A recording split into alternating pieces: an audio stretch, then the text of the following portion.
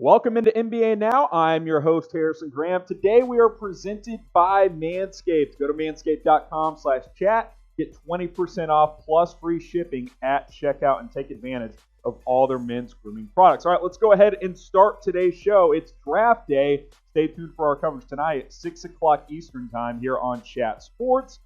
Trades are going down. Knicks and the Jazz have made a trade. The Knicks have moved up to get the number 23 overall pick. They also get the rights to Ante Tomic, and Utah slides down to number 27 while also picking up an early second-round pick, the number 38 overall pick. Clearly, the New York Knicks trying to move up in tonight's NBA draft. They now hold two top 23 picks. They have the number 8 overall pick and the number 23 overall pick, and there's been some chatter that they may try to package those and move up, maybe try and get into the top 5 or 6 of tonight's draft. It's going to be a wild night, so you want to subscribe. You don't want to miss any of our coverage. But, hey, if you're the New York Knicks, it was a disappointing night on draft lottery night, but you're making some moves, trying to move up, and this is a team that I think could seriously use a point guard. You go get a guy like LaMelo Ball if he is available. If you think Anthony Edwards can run the point, maybe he's an option as well. We'll have to wait and see if the Knicks make more moves. But for now, they have moved up a few slots from 27 to 23. And again, they also have the number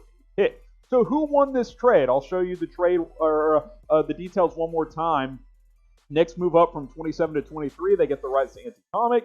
And the Jazz slide down to 27 while also picking up number 38. Go ahead and let me know who won this trade. Let me know down in the comments section. And I said tonight is the NBA draft. It's finally here. Subscribe and turn on notifications so you don't miss any of our coverage. Tom and Jimmy will be anchoring our coverage. I will have some videos that go up as well. I believe lots of coverage planned for you guys here on Chat Sports, youtube.com/chatsportstv. And if you see this photo, hey, that's our draft coverage. All you got to do is find that and click on it. And hey, we are live here on YouTube all night long. We will have every single pick of both rounds of the NBA draft, deep analysis from Jimmy. It should be a lot of fun. So subscribe so you don't miss any of our NBA draft coverage tonight here on YouTube.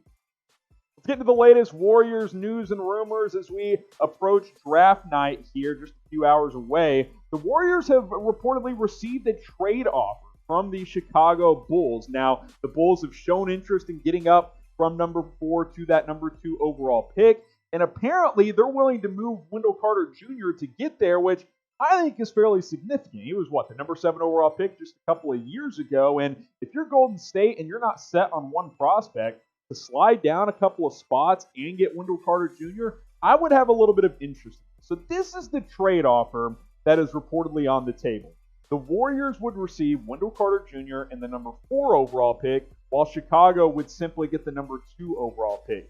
Moving up from 4 to 2, that's a lot. That is a lot, but this is a draft that isn't super top-heavy. It's more of a deep draft, in my opinion. So if you're Golden State, I'll ask you Warriors fans, would you do this trade? Type Y for yes, type N for no.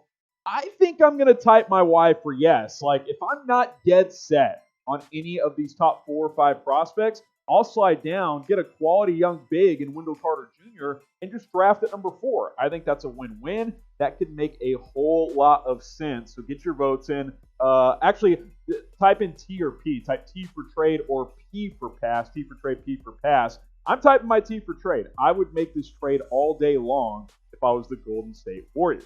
And you kind of look at some of these prospects that could be in this range. Obviously, James Wiseman, LaMelo Ball, 2 of the higher-rated prospects in this draft. I know Jimmy has talked a lot. He's not a big fan of James Wiseman, but he probably has the biggest upside as a big in this draft. Obviously, LaMelo Ball, probably the best playmaker in this draft as a 6'6", 6'7" point guard who can really dish. And his shooting's a work in progress, but he is certainly improved in that area. Deni Avdija is a player that we know Golden State is enamored with, has a lot of interest in. But again, if you're not sold on any of these 3 guys, or like an Anthony Edwards, although it looks like he might go number 1 overall, then trade down.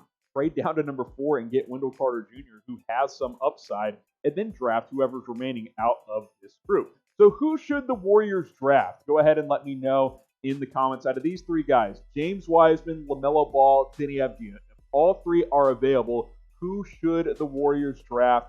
Go ahead, let me know down in the comments. Get your votes in. Who do you want Golden State to draft tonight? Get to the latest surrounding the Los Angeles Lakers. The Lakers do have several free agents, and they want to bring a couple of these guys back if they can. Dwight Howard and Markieff Morris set to hit the open market. We'll start with Dwight here. Lakers have shown interest. They want to bring him back. Obviously, they kind of signed Dwight to that cheap vet min deal last year, and he proved his worth, right? Had a solid season for LA, became the starter come playoff time over JaVale McGee. Really had good value on this Los Angeles Lakers team and has rebuilt his image a little bit, I would say. I will say this, Dwight Howard, as you see his stats flash on your screen there, he did throw this out there today, which kind of reminded me of the old Dwight, but let's just read this quote for you guys. I don't want to play for free anymore. It wasn't free, made like $2.5 million.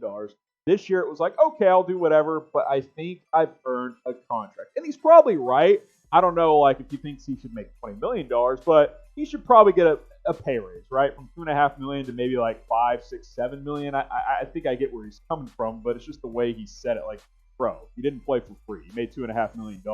Will Dwight Howard re-sign? Let me know down in the comments. Y for yes, in for no. Go ahead and cast your votes right there. I think he ultimately will, so I'm going to type my Y for yes. Talk about Markieff Morris. I think him re-signing could be a little bit less likely, as like a lot of teams are going to have interest. We know the Clippers are interested in bringing both the Morris twins to the other team in LA, so we will just have to wait and see on that front. He's obviously going to look to cash in as well after being a solid contributor for a championship team. I think he would like to re-sign with the Lakers, but like a lot of their free agents, it's all going to come down to money because, you know, the Lakers got to focus on bringing Anthony Davis back and seeing what other big moves they can make. Morris, decent player, can shoot, two-way guy, brings some attitude to this team. But like I mentioned, there's a lot of free agents for the Lakers. KCP, who I think they would like to bring back. Avery Bradley opted out of his $5 million. Will they bring him back? I don't even have Rajon Rondo on screen. Morris, Anthony Davis, who's you're going to max out. Dwight Howard obviously wants a pay raise. So you can't pay everyone if you're the Los Angeles Lakers. So I'll ask you again, will Markieff Morris re-sign with LA? Type 1 for yes, type 0 for no. I think Dwight will. Not super confident that Markieff will. So on Markieff, I am going to type my 0 for no, but go ahead and get your votes in. Now, today's show is presented by Manscaped. Go to manscaped.com/chat to get 20% off plus free shipping of all their men's grooming tools, including the Lawnmower 3.0. I've had issues, cleaning my area up downstairs my entire adulthood, but once I came in touch with these guys at Manscaped, the Lawnmower 3.0, it has changed my life.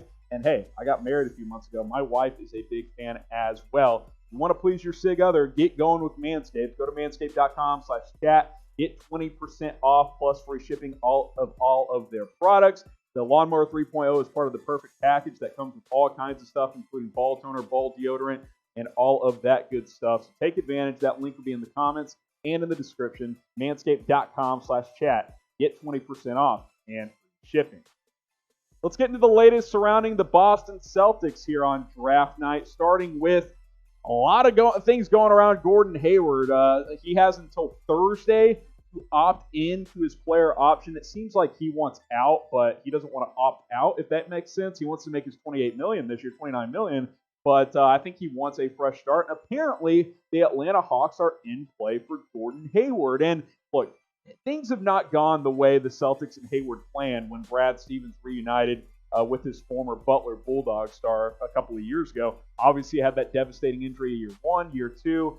Took him some time. And then year 3, he kind of started to look like himself again this year for the Boston Celtics. Thought he was a really solid player, good mentor for the young guys. But, the tea leaves are telling me that Gordon Hayward wants out of Boston. We'll see what happens. The ball is in his court. If he wants to opt out, he can, but he knows he's not going to make that money on the open market. So we will see if the Celtics are going to be willing to trade him, assuming he does opt in. So answer this question for me. Where will Gordon Hayward play next season? Go ahead and let me know. Will it be the Celtics? Will it be the Hawks? Will it be somewhere else? Where will Gordon Hayward play in this upcoming season? If you're a Celtics fan, you can subscribe at chatsports.com/CelticsTV. A couple more stories around Boston here. A lot of chatter around James Harden. Apparently, Boston's out on him. They do not want Harden. There was a report, maybe they do, maybe they don't. Doesn't look like they do, and that makes sense, right? Because Houston wants a young superstar and draft compensation, which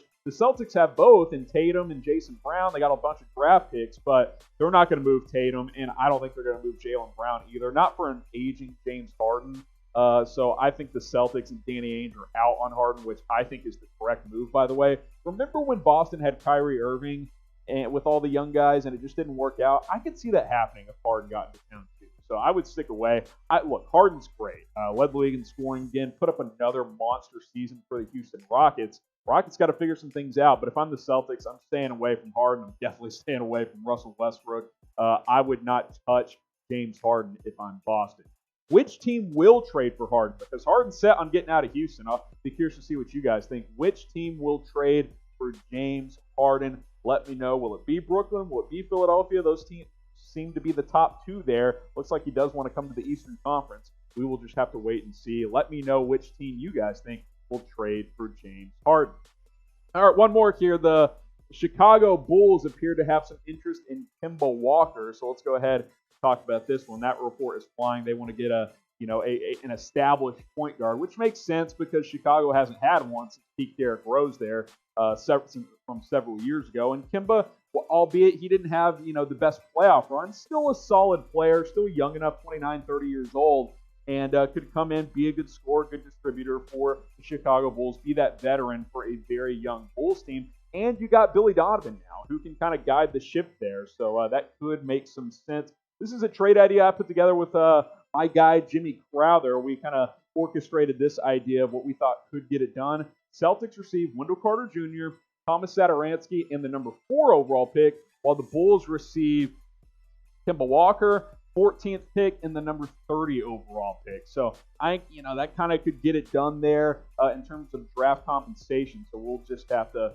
see how that plays out. But I think there's a chance Kemba Walker gets moved, so we'll have to wait and see. What do you guys think? Do you guys want to trade Kemba? You Celtics fans, let me know. Type T for trade him. Type K for keep Kemba Walker. What do you guys want to do with this point guard? He's under contract for a few more years, so Boston's got to make a decision on him. Let me know.